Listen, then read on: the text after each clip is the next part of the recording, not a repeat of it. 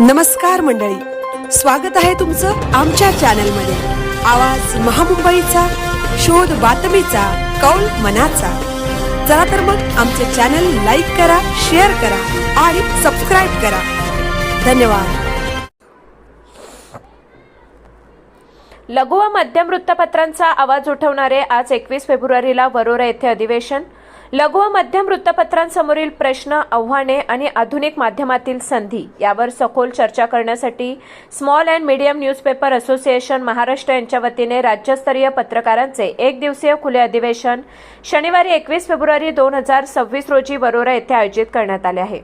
अधिवेशनात राज्यातील विविध जिल्ह्यांमधील पत्रकार, संपादक, प्रकाशक, मुद्रक, वार्ताहर तसेच डिजिटल माध्यमांचे प्रतिनिधी मोठ्या संख्येने सहभागी होणार असल्याची माहिती आयोजकांनी दिली आहे। अधिवेशनाचे उद्घाटन आमदार तथा माजी मंत्री सुधीर मुनगंटीवार यांच्या हस्ते होणार आहे।